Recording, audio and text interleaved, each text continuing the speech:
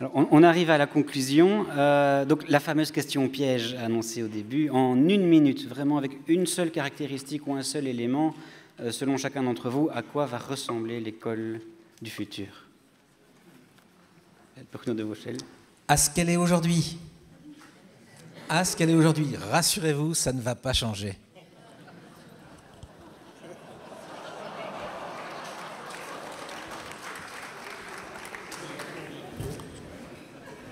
Bon, ben, ça fait moins qu'1 minute, donc monsieur Croblinck vient de gagner 30 secondes.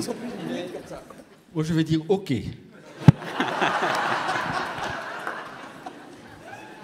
Marcel Lebrun, vous avez 3 minutes, alors. Bof, Bruno, t'as rien d'autre? Ben, quand même, moi, le mot qui me vient, comme ça, s'il doit être bref, cloison, décloisonnement. Décloisonnement au niveau des savoirs. Je ne vais pas rentrer dans tout le jargon, mais vous connaissez les approches par situation, problème, contextualisé, etc. Décloisonnement. Peut-être décloisonnement aussi de la classe, avec cette porte qui se referme, et puis le professeur qui est là, il fait des choses, ça peut être la porte de l'amphi également. Je pense que les murs vont être beaucoup plus transparents. L'école ne va pas seulement être le gardien, le transmetteur des savoirs, je vais employer ce mot, il n'est pas négatif, fossilisés finalement, qui sont certains, mais d'être plus transparente aux savoirs qui viennent de la société.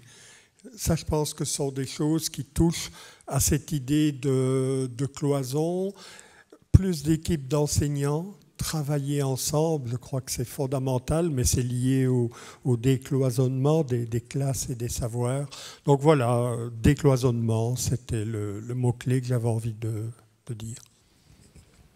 Bruno Schröder. Donc, pour moi, l'école sera toujours là aussi. Je pense que le fait que nous transmettons d'une génération à l'autre, c'est une caractéristique fondamentale de l'espèce humaine. Je ne crois pas que le numérique va changer ça, en fait, donc ça va rester. Et cette transmission, moi, si je vais donner un seul mot, je le verrais plutôt comme une espèce de carrefour. L'endroit où différentes sources vont arriver, où différentes personnes peuvent se trouver et justement organiser et structurer la transmission. Olivier Servet, donc vous avez 5 minutes 37. Je ne prendrai pas tout ça, je vous épargnerai les dystopies, parce que je vais plutôt parler d'utopie, à ce que je voudrais qu'elle soit, ou ce que j'aspire à ce qu'elle soit, et puis à ce qu'elle pourrait malheureusement être.